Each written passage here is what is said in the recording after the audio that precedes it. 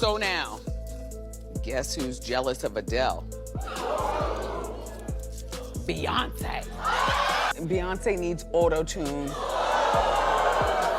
Adele, Aretha, Celine, Dionne Warwick, and Mariah. They need nothing. Power God. This is why Adele has to get on the podium and thank Beyonce.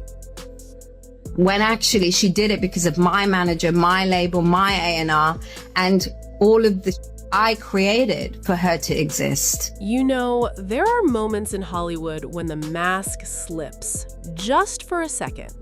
You see a flash of pure, raw fear in the eyes of someone who has everything: fame, fortune, a shelf of Grammys, and you realize they are terrified of someone else. That's exactly what happened when Wendy Williams, the queen of telling it like it is, decided to pull back the curtain on Adele. And let me tell you, what Wendy revealed explains everything.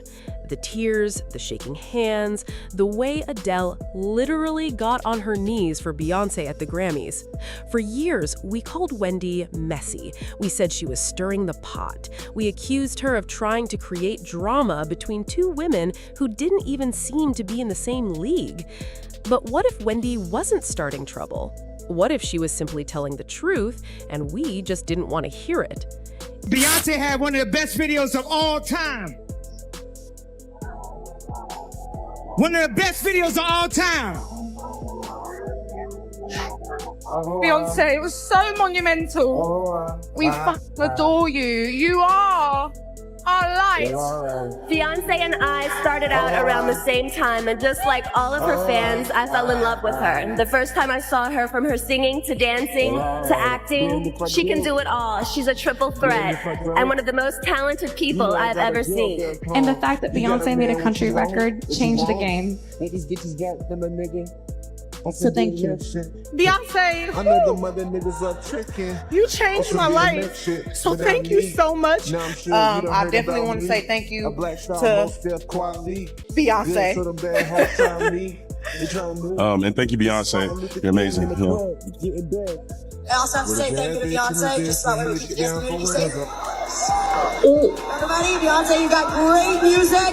We all love to dance to it. We all love you. Here's the thing about Adele. She is a powerhouse. Her voice doesn't just sing to you, it reaches inside your chest and pulls at your heart. She sells out stadiums. She breaks records without even trying. So when you see a woman that powerful standing on stage, crying like her world just ended, and thanking another artist as if that artist handed her the very air she breathes, you have to stop and ask why. This isn't just politeness, this isn't just admiration, this is survival. And the deeper you dig into the history of the music industry, the more you realize that Adele might have had a very good reason to be scared, because the stories of what happens to women who cross Beyonce are not just rumors anymore. They are cautionary tales, and Adele was not about to become the next name on a very dark list. Let's go back, way back, before the tears and the famous speeches. You have to understand the atmosphere of power in this industry. It's not just about talent, it's about influence, legacy, and something much deeper. People love to joke about the fact that every time an award show happens, you can set your watch to the moment some terrified celebrity rushes to thank Beyonce for absolutely no reason. It became a meme, a running joke. But jokes are usually just truths wrapped in laughter. Wendy Williams was one of the first mainstream voices to say what everyone in the industry whispers behind closed doors. Beyonce runs a system, and you either pay tribute or you face the consequences. Years ago, when Adele's album 25 was going head-to-head with Beyoncé's visual masterpiece, Lemonade, nobody thought Adele had a chance. Not in quality, but in, let's call it, industry politics. Lemonade was a movement. It was about infidelity, black womanhood, and generational trauma. It was supposed to win every single award. So when the Grammy for Album of the Year was announced and they called Adele's name instead of Beyoncé's, the room didn't just go silent, it went cold. You could feel the tension through the television screen. But what happened next is what truly shook people. Beyonce is a witch. She's a very powerful witch. She's heavy into African spirituality. She is a daughter of, I believe, either a daughter of Oshun or Yemaya. I go back and forth. I feel like it's Oshun though, but if I got it wrong, I got it wrong. But nonetheless, she's a high-ranking witch. Madonna is a very high-ranking witch. She is a high priestess. That's just pretty much what it is. Of course, the main thing Madonna practices is Kabbalah, but then there's different versions of Kabbalah, just like there's different versions of African spirituality. But then I also believe that in addition to African spirituality, I do believe that Beyonce is into dark magic and black magic as well. Her and Jay-Z. Adele didn't celebrate. She didn't hold her trophy high with pride. Instead, she stood at that podium and broke down. She started crying so hard she could barely speak. And then she said the words that made everyone lean in. She said she couldn't accept the award. She said her Album of the Year moment should have belonged to Beyonce. She stood there and publicly declared that Beyonce deserved it more. At first, the world called it classy. We said, look at how humble Adele is. But Wendy Williams looked at the same moment and saw something completely different. Wendy saw fear. Wendy got on her show and didn't hold back. She said Beyonce was jealous of Adele's success. Wendy even compared their lives, saying that people find Adele more relatable because she allows herself to be human, to eat, to laugh, to struggle with her weight and her divorce out in the open. Beyonce, on the other hand, is a hologram of perfection. And according to Wendy, that perfection comes with a price. The price is control. And if you threaten that control, you disappear. Guess who's jealous of Adele? Beyonce. Adele is the voice, and Adele does not have to lose, 50 pounds to impress us. And Adele is just a beautiful, gorgeous, regular woman that we can all relate to.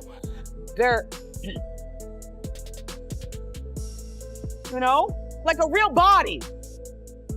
Adele has a live-in lover and a brand new baby, and Beyonce's got a husband and the Blue Ivy baby. But here's the twist that nobody saw coming. After the Grammys, Adele didn't go home. She didn't post a casual Instagram story. No, she made sure everyone knew she went directly to Beyoncé's dressing room. She knelt down. She personally told Beyoncé that the voting system was rigged, that the old white men at the top don't understand visual albums, and that Beyoncé is the true artist of their generation. Think about that for a second. The winner of the biggest award of the night spent her victory speech apologizing, then ran backstage to apologize again, and then gave the loser a breakdown of why the loser should have won. Does that sound like a confident woman? Or does that sound like somebody begging not to be hurt? She is my icon of my whole life. My life is Beyonce, and this album for me, the Lemonade album, was just so monumental. Beyonce. Lemonade.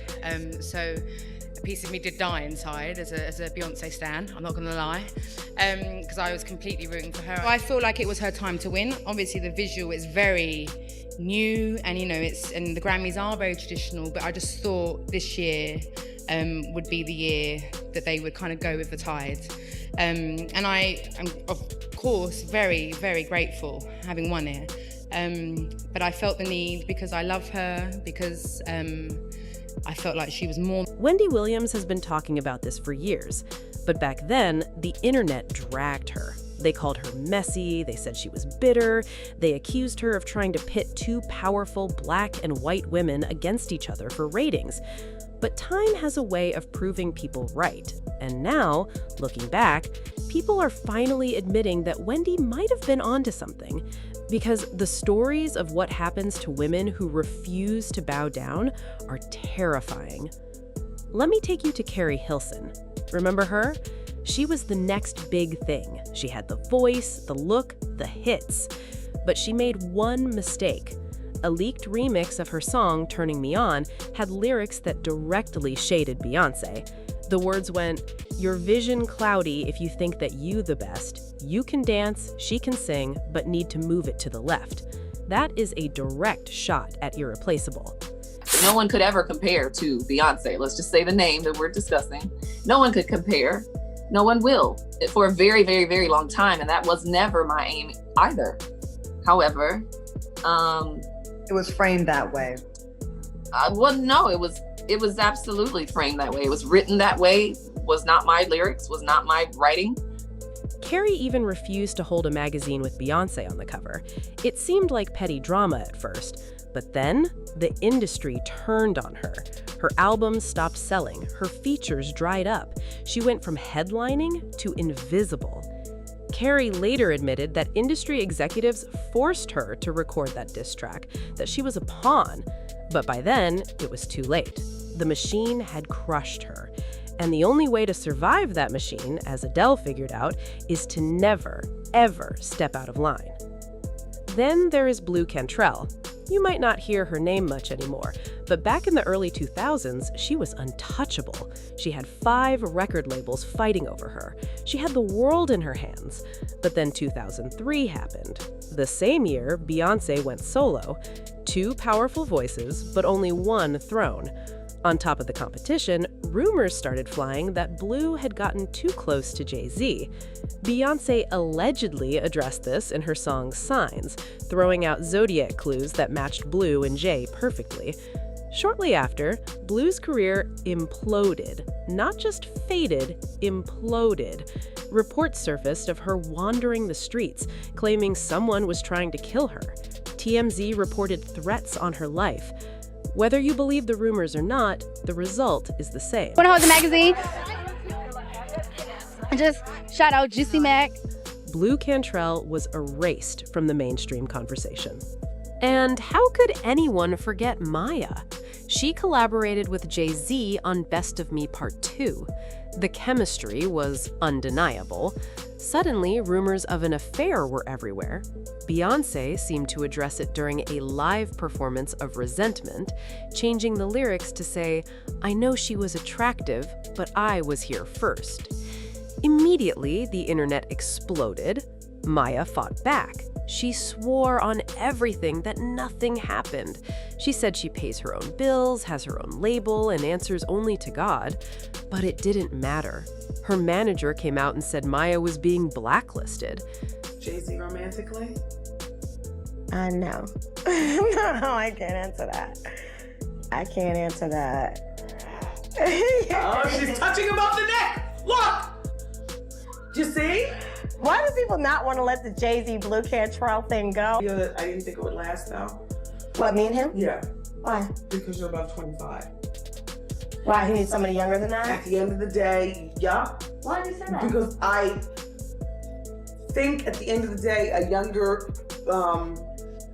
less savvy to the ways of the world broad. Somebody a little bit more naive. Beyonce's fans, the infamous Beehive, sent her death threats.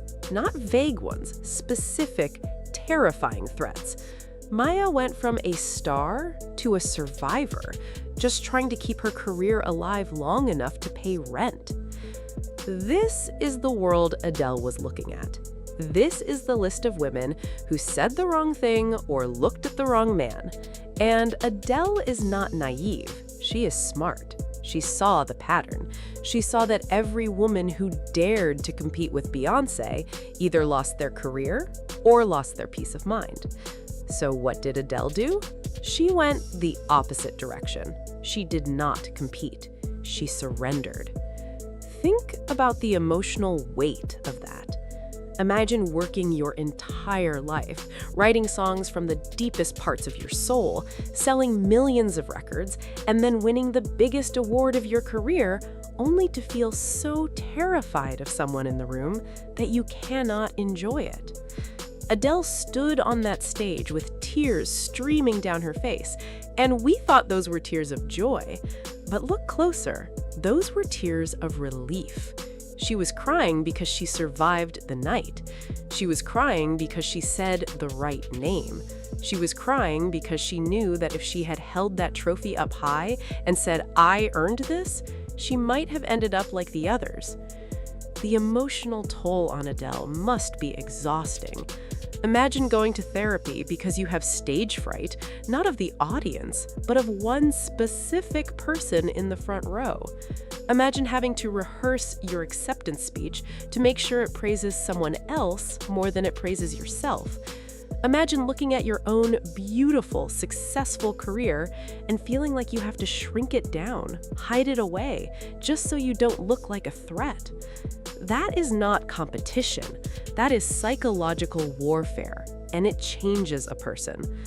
We saw the aftermath in her demeanor.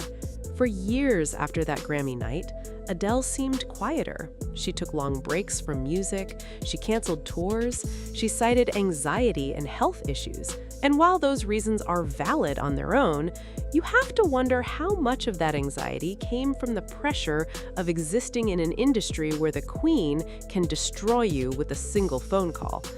Wendy Williams wasn't laughing at Adele, she was warning us. She was pointing at the screen and saying, look at what she has to do just to stay safe. No, she was attractive, but been riding with you for 12 years.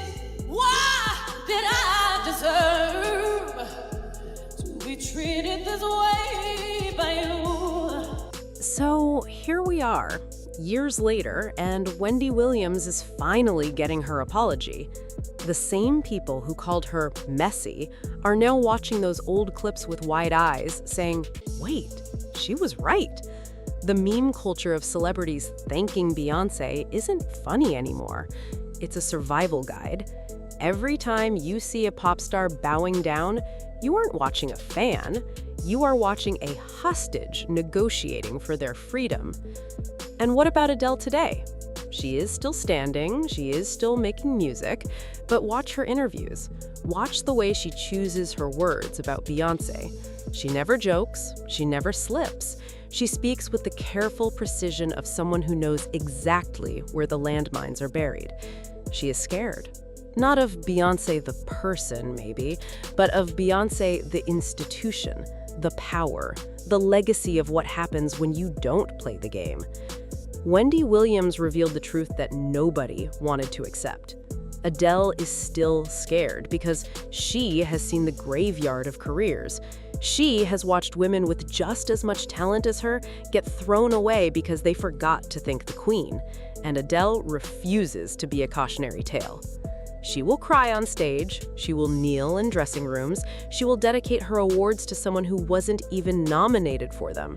She will do all of this, not because she is weak, but because she is smart enough to know that in this industry, being right doesn't keep you safe. Being humble does.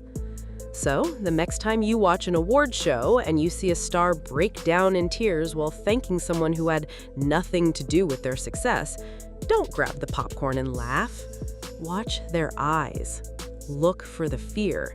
Because Wendy Williams taught us that behind every dramatic speech, there is usually a very real reason to be afraid. And as for Adele, she is going to keep singing, keep winning, and keep looking over her shoulder. Because in her world, the scariest thing isn't losing a Grammy, it's winning one without permission. What do you think? Was Wendy telling the truth all along? Or is this all just one giant coincidence? Leave your thoughts below, and I will see you in the next one.